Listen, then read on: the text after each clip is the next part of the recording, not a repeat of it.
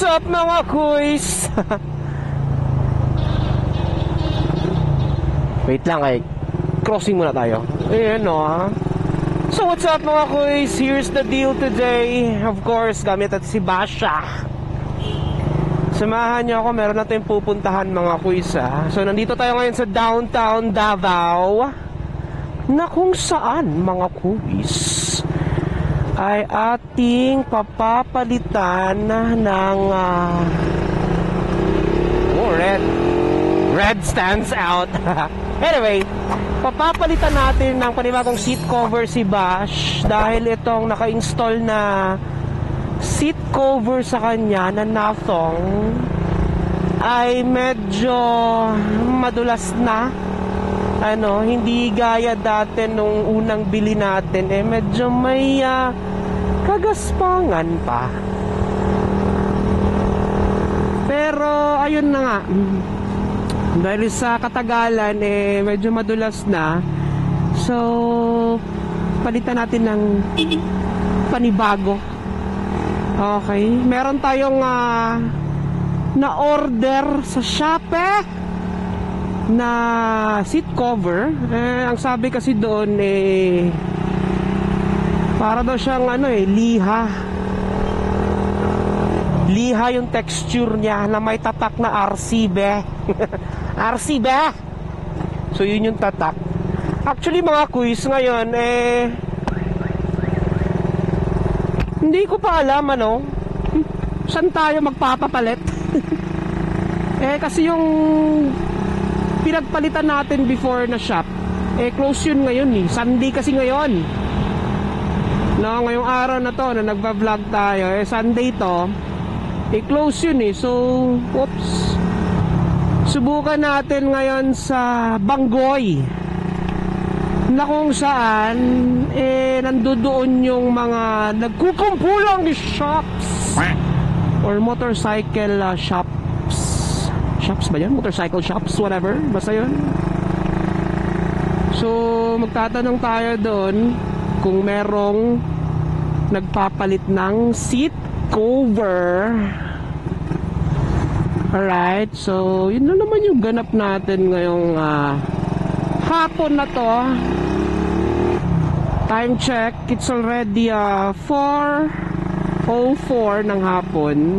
So nabili ko itong itong seat cover na to, I think 100 plus lamang, so mura lang siya. Sabi dito liha nung hinawakan ko yung texture niya, iba yung pagkakalap ko sa liha, napakagaspang, pero daw magaspang naman siya. Ano ba naman yan, Kuya Nin? Hindi ka sure. Ayun yung sabi sa description Well, anyway, subukan natin. Although ito namang natin, itong Nathong na seat cover, okay pa naman. Yun lang, kapag naka-slacks ako, o yung silky ba na pantalon, slacks yun madulas. Or kahit di slacks, hindi siya literally na sobrang dulas, pero madudulas ka na talaga.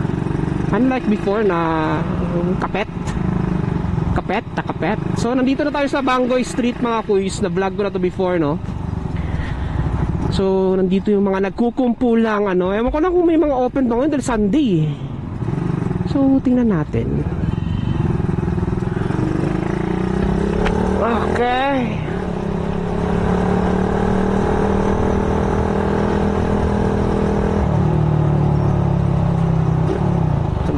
Saan ba tayo pwede?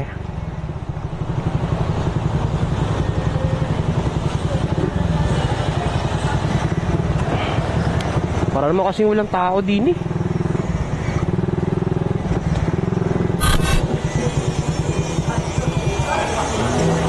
Dito ko rin nagpalit dati, pero ewan ko lang kung meron ba ngayon. Check muna natin na guys. Baka kasi wala. Tanong lang tayo. Ma'am, pwede magtanong? Meron ba nagpapalit ng seat cover dito? Yes sir, meron po. Meron. Available siya ngayon? Yes.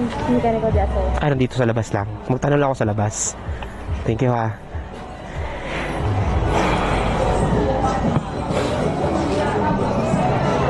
Parang busy pa yata eh. Isa lang mechanic nyo ngayon, ma'am? Isa lang mekaniko nyo?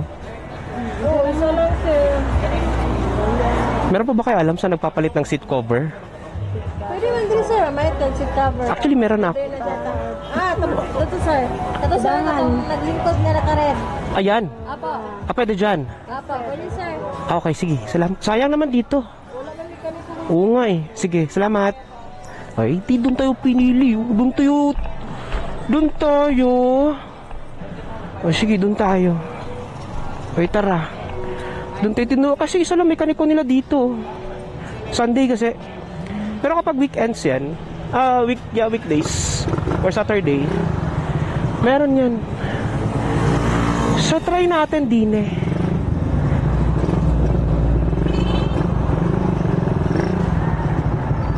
Dito tayo tinuro.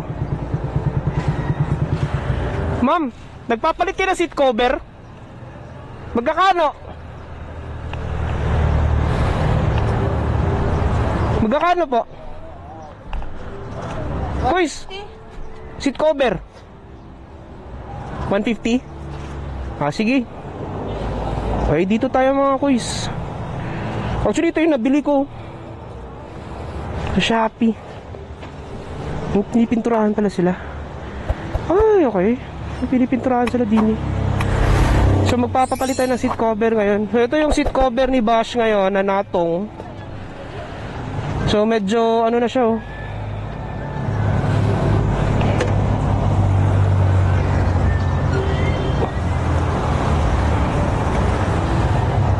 Medyo makintab na siya. Hindi naman makintab. Okay pa naman. Kukunin natin to. Kasi, hindi ko alam anong pwede kong gagawin dyan. Pwede akong gagawa ng upuan. Tapos yun yung i-cover ko. Upuan yung maupuan ha. Hindi yung upuan ng motor. Teka. Kalimutan ko. Ikaw mo tira, Kois? Heights. Haros na ba yan na, Kois? Pero, okay na na.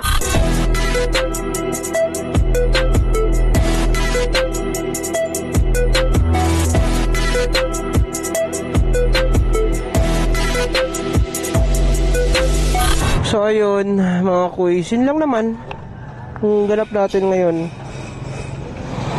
So ang gagawin natin ngayon, hindi ko alam saan tayo pupunta. Uwi na. Ang ganda. Ano ito ng upuan? Upuan o seat cover? So balik tayo. Siyempre, bago ka mag U-turn, check mo muna kung may kalabang paparating. Yan o. Ha? Ay, hanap din ng spot para makita natin ng ano. Makita natin ng tawag nito ng malapitan. Ay, dito tayo.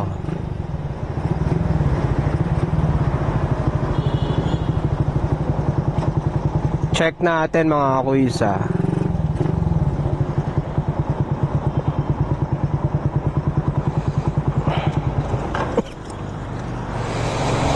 So ayun mga kuis, ito na, ang ganda. Ang ganda. Diba? So para siyang liha talaga. Ayun o, medyo magaspang. So far mga kuis, yung pagkakalagay ni kuya, okay naman, maganda. No, ito din no, ito lang yung kinakabahan ako. Sana sobrang kapit na ito no. Pero kapit naman siguro talaga kasi yung pressure pa naman ito, tinan mo. Di ba may mga ganitong instances? May mga ganyan, kailangan mo tanggalin yan. Kasi ikaw ang magkakaproblema niyan. Okay? Ngayon, kung magpapakabit ka ng seat cover, ito lang naman kasi yung problema mga kuis. I mean yung pinaka main concern ko para sa akin Syempre yung pagkakabit. No, hindi yung pagkakabit, yung pagkakaano nito. Itong staples. No, kasi may tendency na hindi magandang pagkakabit, no? Eto, hindi pa natin alam, hindi natin ma-judge kung okay ba yung pagkakabit. Kasi, pagkaka-staple pala rather. Kasi, yun nga, bago pa naman. So, talagang ano pa to?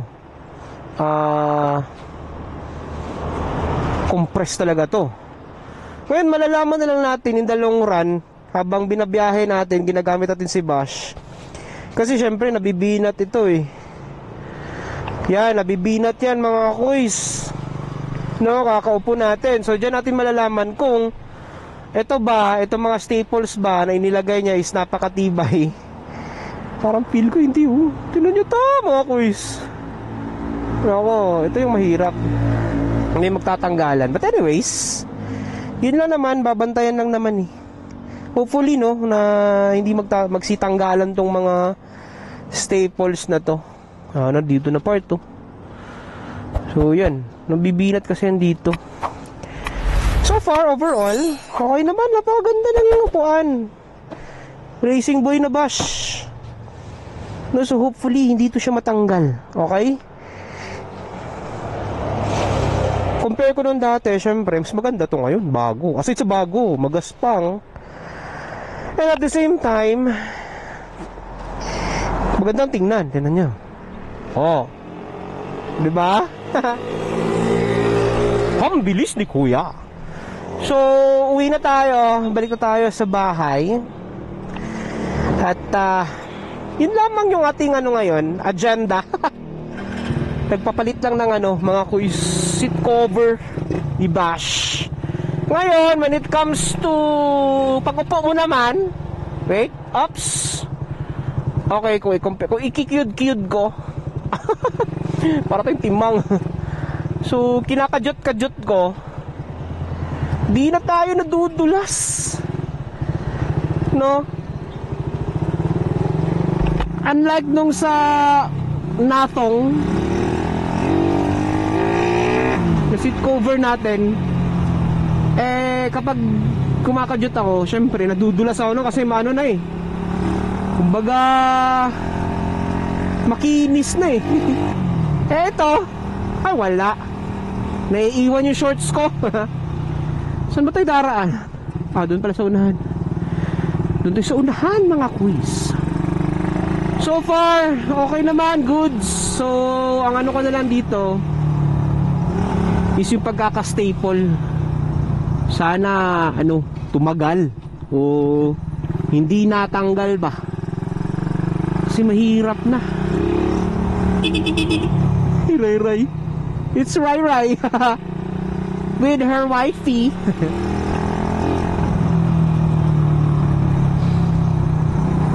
Biglang break. Diba? Biglang break.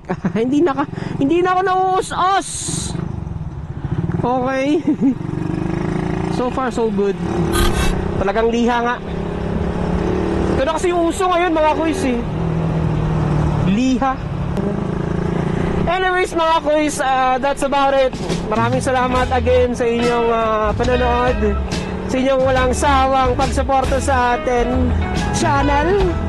So, hindi kayo magsawa mga kuys, abangan nyo dahil hopefully next vlog natin si Bart. Supposedly si Bart talaga ngayong araw na to, Sunday, November 3. Kaso hindi kami ulit natuloy ni Sir Quiz. Gawa ng may mga priorities po si Sir Quiz eh. Hopefully next vlog natin si Bart na, dahil piniprepare natin si Bart eh. Kasi babiyahe na naman tayo ng Davao Oriental, balik tayo Baganga. Anyways mga kuys, abangan nyo na lang yan. So, once again mga kuys, this is your main man, Kuya Nin, in the middle of the traffic, downtown Davao, saying,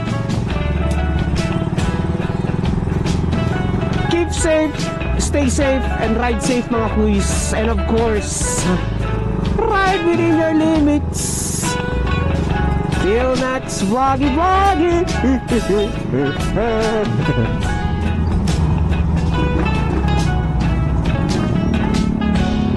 The X-Max.